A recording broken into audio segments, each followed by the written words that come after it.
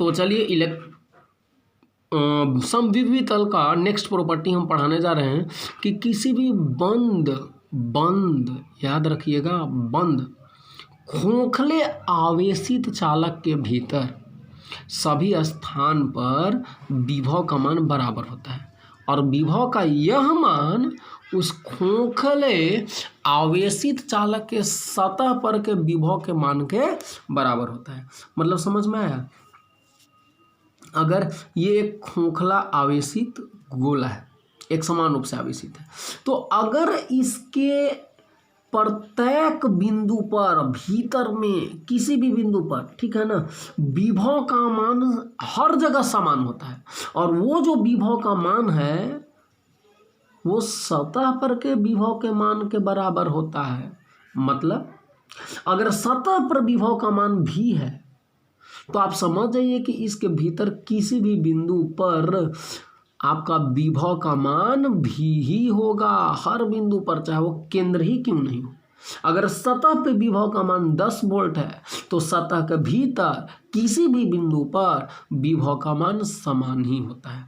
अब आपके मन में एक बात चल रहा होगा कि किसी भी बंद खोखले, ये गोला नहीं है, ऐसा नहीं किसी गोले के कारण हम पढ़ा रहे हैं, नहीं, किसी बंद खोखले आवेशित चालक, चाहे वो किसी भी आकार का हो, है ना, उसके भीतर सभी स्थान पर विभव बराबर होता है तथा विभव का यह मान उस खोखले आवेशित चालक के सतह पर के विभव के मान के बराबर होता है। ठीक है। प्रॉपर्टी नंबर 7वां आप देखिएगा, किसी बंद, फिर से बता रहा हूं, बंद की बात कहा जा रहा है ना, किसी बंद खोखले आवेशित चालक के भीतर सभी स्थानों पर विद्युत क्षेत्र का मान 0 होता है। ठीक है ना। अभी हम पढ़ाएं कि किसी भी बंद खोखले आवेशित चालक के भीतर किसी भी बिंदु पर विभव का मान हर जगह समान होता है और वह मान सतह पर के विभव का मान के बराबर होता है। विभव के बारे में पढ़ाए थे हम, लेकिन अभी हम पढ़ा रहे हैं कि किसी बंद खोखले आवेशित चालक के भीतर सभी स्थानों पर विद्युत क्षेत्र का मान 0 होता है, विद्युत क्षेत्र का मान। ठीक है। तो अब मैं इसको प्रूफ करके बता रहा हूं कि आखिर भैया किसी भी बंद खोखले आवेशित चालक के भीतर सभी स्थानों पर विद्युत क्षेत्र का मान 0 कैसे होता है। तो चलिए, एक बात तो आपको पता है कि इलेक्ट्रिक फील्ड का फॉर्मूला होता है -dV/dx होता है ना। तो अब देखिए, अब आवेशित चालक है, ये किसी बंद खोखले आवेशित चालक के भीतर हर जगह विभव क्या होता है, समान होता है किसी भी बिंदु पर। ये तो क्लियर है, बिल्कुल। तो विभव का मान हर जगह समान होता है।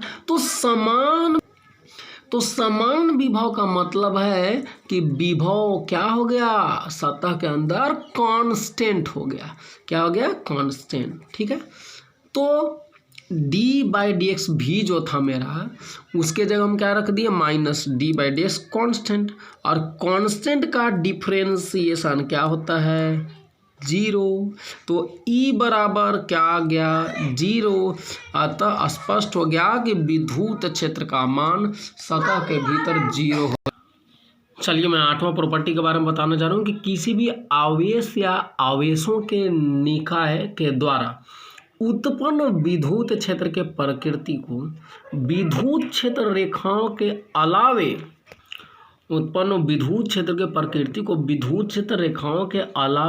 समविभवी तलों के द्वारा भी प्रदर्शित किया जाता है। जैसे देखिए, हम लोग क्या करते हैं कि प्लस आवेश है ना, ये प्लस आवेश, और प्लस आवेश के द्वारा उत्पन्न विद्युत क्षेत्र को हम लोग कैसे दिखाते हैं, विद्युत क्षेत्र रेखाओं के द्वारा दिखाते हैं। ठीक है। तो प्लस आवेश के द्वारा जो विद्युत क्षेत्र उत्पन्न हो रहा है, उस विद्युत क्षेत्र को विद्युत क्षेत्र रेखाओं के द्वारा दिखाते हैं। ठीक है। लेकिन ये जो आपका विद्युत क्षेत्र का प्रकृति है, उसको आप समविभवी तलों से भी आप दिखा सकते हैं, समविभवी तलों से भी दिखा सकते हैं। ठीक है। तो वही बता रहा हूं मैं कि किसी भी आवेश या आवेशों के निकाय के द्वारा उत्पन्न विद्युत क्षेत्र की प्रकृति को विद्युत क्षेत्र रेखाओं के अलावे समविभवी तलों के द्वारा भी प्रदर्शित किया जाता है। चलिए, 9वां नंबर मैं बता रहा हूं, 2 असमान विभवों वाले समविभवी तल न तो एक दूसरे को प्रतिच्छेद करते हैं और न ही वे एक दूसरे को कभी स्पर्श करते हैं। जैसे देखिए, मान लिया जाए ये समविभुज तल है ना, ये पहला समविभुज तल हुआ, ये दूसरा समविभुज तल हुआ और ये तीसरा समविभुज तल हुआ। अगर मान लेते हैं इसका पोटेंशियल क्या है 30 वोल्ट है, तो इधर वाले का और ज़्यादा हो जाएगा 50 वोल्ट हो जाएगा। तो ये दोनों कभी एक दूसरे को काट नहीं सकते हैं, नहीं ना काट सकते हैं, और न ही ये एक दूसरे को कभी स्पर्श कर सकते हैं, छू सकते हैं, नहीं छू सकते, ठीक है ना। तो वही बता रहे हैं कि दो असमान विभव वाले समविभुज तल न तो एक दूसरे को कभी प्रतिच्छेद करते हैं और न ही एक दूसरे को कभी स्पर्श करते हैं, ठीक है।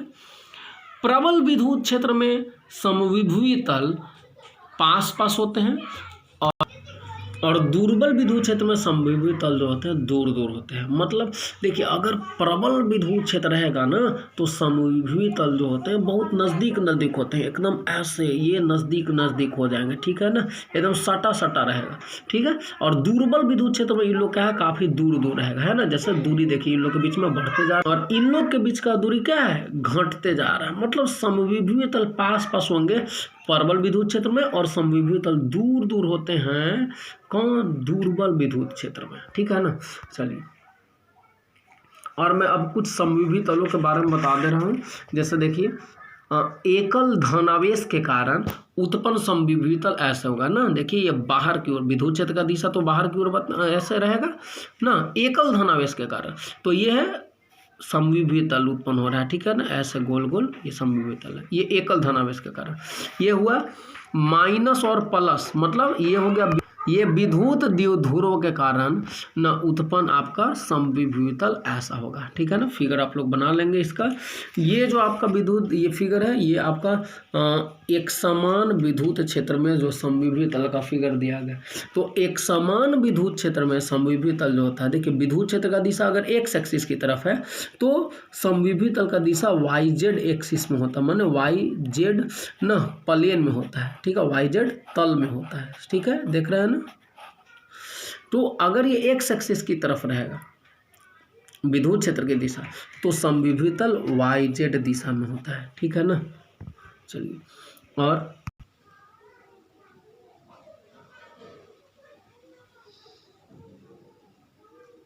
ये एकल ये दो धन आवेश के कारण यहाँ पे प्लस आवेश है और प्लस आवेश के चलते ऐसा विद्युत क्षेत्र समविभुज तल उत्पन्न हो। तो देखिए, एकल धन आवेश के कारण जो समविभुज तल उत्पन्न होते हैं वे समविभुज तल कैसे होते हैं, सकेंद्रीय वृत्त के रूप में नहीं बोलिएगा, सकेंद्रीय गोलों के रूप में होता है। ये सब वृत्त नहीं है, ये गोला है, ठीक है ना। ये सिंगल पॉजिटिव चार्ज एकल धनावेश के कारण इस तरह से विद्युत ये समविभुज तल उत्पन्न होगा। और ये एक समान विद्युत क्षेत्र में ना समविभुज तल कैसे, देखिए ये विद्युत क्षेत्र का दिशा बता रहा है, ठीक है ना, और ये समविभुज तल का दिशा जो कि विद्युत क्षेत्र के दिशा के लंबवत भी है और वाई जेड तल के दिशा में, ठीक है ना। ये आपका विद्युत द्विध्रुव के कारण उत्पन्न समविभुज तल है, ठीक है। आज हम लोग इतना ही पढ़ेंगे। विद्युत ये जो समविभुज तल का प्रॉपर्टी है, गुण है, वो हम लोग खत्म कर चुके हैं और कल अगले टॉपिक के बारे में हम लोग पढ़ेंगे। तो चलिए इसको नोट कर लीजिए तब तक।